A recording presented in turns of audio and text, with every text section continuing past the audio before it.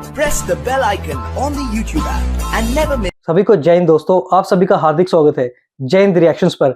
आशा करता हूं कि आप सभी लोग बहुत अच्छे होंगे। तो आज हम आपके लिए एक लेटेस्ट और एक इंटरेस्टिंग वीडियो लेकर आए हैं जिसमें आप देखेंगे भारत की बेटी और सुप्रीम कोर्ट की सीनियर वकील नाज़िर राय खान जी का दमदार और बेबाक रिएक्शन, जिसमें वो ना सिर्फ आज पाकिस्तान को उधेड़ेंगी बल्कि भारत में रह रहे ओवैसी जैसे मजहब के ठेकेदारों की भी बैंड बजाएंगी। तो ये वीडियो काफी इंटरेस्टिंग होगी, इसे अंत तक देखें और चैनल पे नए हैं तो चैनल को सब्सक्राइब कर दें ताकि हम आपके लिए इंटरेस्टिंग और दमदार वीडियोस लाते रहें।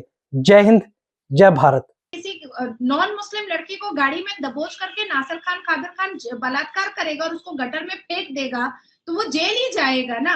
आफ्ताब 35 बोटियां करके 3 महीना फ्रिज में रखेगा श्रद्धा की तो वो जेल ही जाएगा ना। तो कहाँ जाएगा आप बताइए ना। उसको तो आपकी तरह हम लोग सर मत्थे नहीं बिठा सकते हैं। अभी देखिए नासिर खान बलात्कारी, स्टैम्प्ड बलात्कारी, 10 साल जेल खट के आया। उसका छोटा भाई अभी भी जेल के अंदर है। उससे मुसलमान लड़की ने शादी करके बच्चा भी पैदा कर लिया। कितनी बड़ी जिहादन है, सोचिए। कितनी बेशरम बेहया निर्लज्जा है वो मुसलमान लड़की। निम्रा, आप तो पाकिस्तान में हैं, आप तो इस्लामिक देश में रहती हैं। अगर कोई मर्द बलात्कार की सजा खट करके वापस आएगा, आप उससे शादी कीजिएगा? कभी नहीं, कब।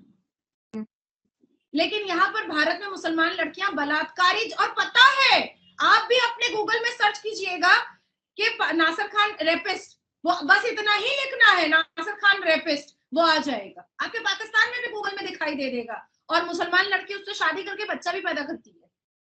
सोचिए कितनी निर्लज्जा, कितनी बेहया और बेशरम मुसलमान लड़कियां हैं यहाँ पर। बहुत बहुत फैशनेबल समझ रही हैं कि 10 साल जेल खटा हुआ बलात्कारी उसका शौहर है। अपने आप को बहुत प्राउड फील करती है, सर उठा के रहती है। ये तो बात गलत है।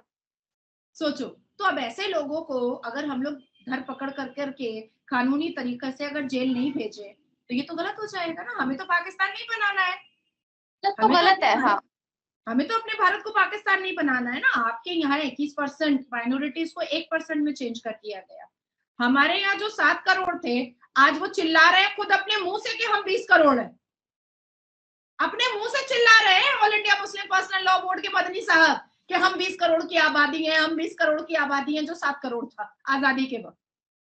अब आप सोचो, और आपके यहाँ जो 21% था माइनॉरिटी, वो 1% हो गया है। मुसलमानों के इतने क्रिमिनल टेररिज्म एक्टिविटीज के बाद भी अभी भी उनको समझाया जा रहा है, अभी भी उनको कहा जा रहा है कि देखो संभल जाओ, देखो संभल जाओ, क्राइम करोगे तो जेल भेजेंगे। फिर अवैसी खड़ा हो जाता है, अवैसी चिल्लाने लगता है, अरे मुसलमान खतरे में। तो क्या बलात्कारी को तुम अपने घर में रख लोगे?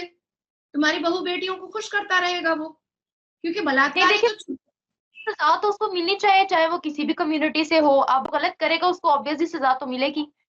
बस हम तो इतना ही चाहते हैं। तो इतनी सारी चीजें हैं।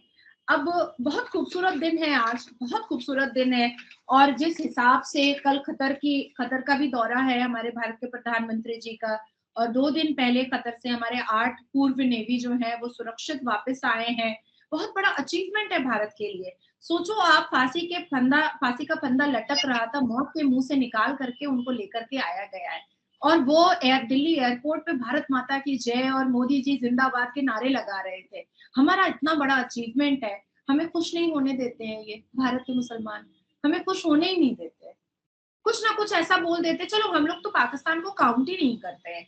वो बकरा है बके, वो ऐसे ही कब्रिस्तान है, ऐसे ही पगलिस्तान है, उसकी बातों को तो हम लोग पाकिस्तान की बातों को लेते ही नहीं है।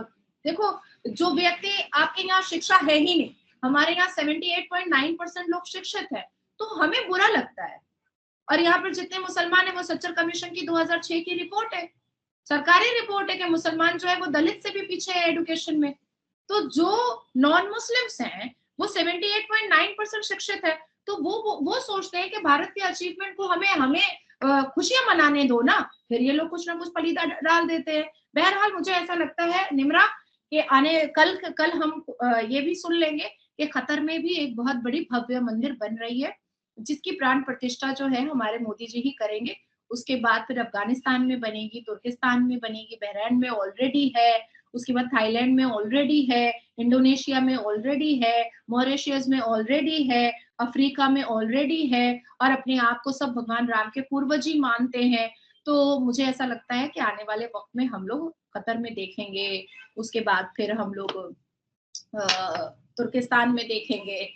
तो ऐसा है। अब देखिए डेटा के हिसाब से इंडियन एक्सपेडिटाइज जो है यूएई का डेटा है, उस हिसाब से 3 मिलियन लोग जो है वो रहते हैं यूएई में, अरब में, हमारे भारत के लोग हैं, और पाकिस्तान के 1.27 मिलियन रहते हैं। तो 1.27 में 1 मिलियन तो आपके यहाँ के लोग भीख मांगते हैं वहां पर टूरिस्ट वीजा पर जा करके, और जो 0.27 है वो जेल की हिरासत में, कोई चोरी के केस में, कोई रेप के केस में, कोई छिनताई के केस में, कोई डकैती के केस में, कोई ट्रैफिक के रूल और लॉ को तोड़ने के केस में, कोई अश्लीलता करने के केस में, कोई शराब नवेशी करने यानी कि दारू पीने के केस में। तो 0.27 जो है आपका, जो लोग अरब में रह रहा है पाकिस्तान का, 0.27 जेल के अंदर है, और 1 मिलियन नाड़ा कस करके और बुर्का पहन करके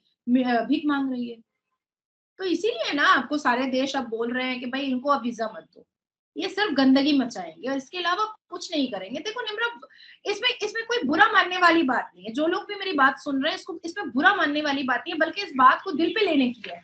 मैं तो चाहती हूँ कि मेरी बात बुरी लगे पाकिस्तानियों को, बुरी लगेगी तो शायद वो कुछ बेटर सोचेंगे, शायद वो कुछ अच्छा सोचेंगे।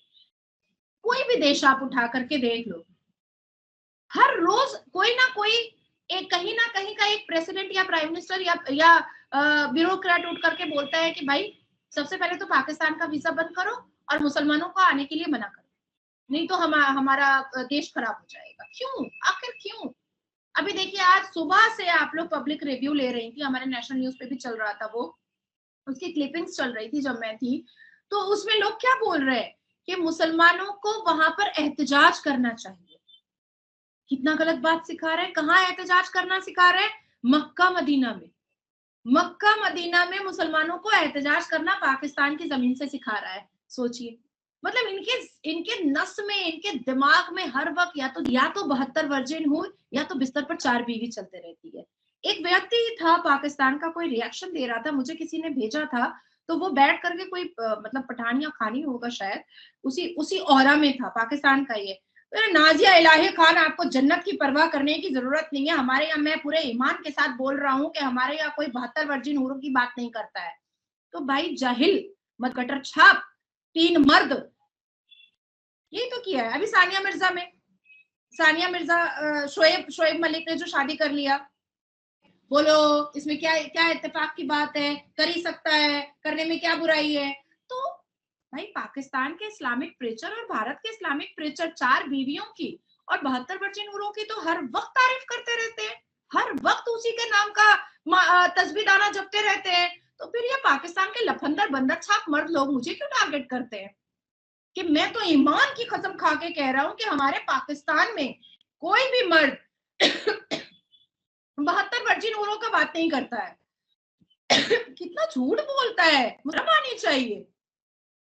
मतलब मतलब मैं क्या बोलूं, चुल्लू पर पानी में डूब करके पाकिस्तानी मर्दों को मर जाना चाहिए कि कितना झूठ बोलते हो भाई, कि उनके पाकिस्तान में कोई 72 वर्जिन हूर का जिक्र ही नहीं करता है।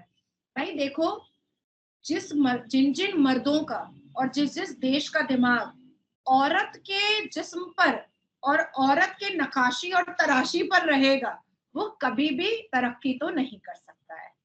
हमारे भारत का बहुत नीट एंड क्लियर मंत्र है, सबके रिलीजन को मानना है, मोहब्बत देना है, प्यार लेना है, प्यार देना है। हम संस्कृत में बोलेंगे तो वासुदेव कुटुंबकम बोलेंगे, और हम अरबी में बोलेंगे तो लकुम दीनकुम वलिय दीन बोलेंगे। आप अपने धर्म की इज्जत करो और दूसरों को उसके धर्म की इज्जत करने दो। और जो एक गंगा जमुना तहजीब है वो बहुत इनहैंस हो रहा है, बहुत एक्सप्लोर हो रहा है, और मुझे बहुत खुशी हो रही है। बिल्कुल सही है मैम। और इसलिए दुबई भी एक इस्लामिक कंट्री है, सऊदिया भी इस्लामिक कंट्री है, सऊदिया शरिया लॉ को मानता है, साथ ही साथ वो बाकी माइनॉरिटीज को भी रिस्पेक्ट देता है। और जिस तरीके के केसेस पाकिस्तान से या भारत से सामने आते हैं, वैसे सऊदी अरेबिया से कभी सामने नहीं आया है। हर एक रिलीजन को वो रिस्पेक्ट करते हैं और सबके लिए अपॉर्चुनिटीज जो है वो बराबर है। तो मैं ये मानती हूँ कि कुछ ना कुछ गलतियां हम में भी हैं। सऊदीया भी इस्लाम का मानने वाला मुसलमान है, लेकिन उन पर इतनी रिस्ट्रिक्शंस नहीं लगती हैं कि लोग पाकिस्तान को देखकर एक अलग से लाइन बना लेते हैं, उनका पासपोर्ट चेक करते हैं। तो ये जो गलतियां हैं इन पर तो हमें खुद को भी फोकस करने की जरूरत है। Thank you so much ma'am कि आपने वक्त निकाला और अपने कीमती रिव्यूज हमारे व्यूवर्स के लिए सामने रखे। दोस्तों आशा करता हूँ कि वीडियो को आपने अंत तक देखा होगा और हमेशा की तरह नाज़िया इलाही खान जी का दमदार और बेबाक अंदाज आपको काफी पसंद आया होगा, जिसमें नाज़िया खान जी ने न सिर्फ पाकिस्तान को उधेड़ा बल्कि साथ साथ ओवैसी को भी लपेट लिया और आपने देखा एक तरफ कैसे नाज़िया खान जी शांति दूतों पर भी बरसी। तो आशा करता हूँ वीडियो आपको काफी पसंद आई होगी और इसमें आपको बहुत कुछ जानने को मिला होगा। अगर आपको वीडियो अच्छी लगी है तो उसे लाइक और शेयर जरूर कर दें और अपने विचार हमें कमेंट सेक्शन में लिखकर जरूर बताएं। और एक बार फिर चैनल पर नए हैं तो चैनल को सब्सक्राइब कर दें ताकि हम आपके लिए लेटेस्ट इंटरेस्टिंग और दमदार वीडियोस लाते रहे। तो चलिए फिर मिलेंगे ऐसी किसी मजेदार और दमदार वीडियो में, तब तक अपना ध्यान रखिए। जय हिंद, जय भारत।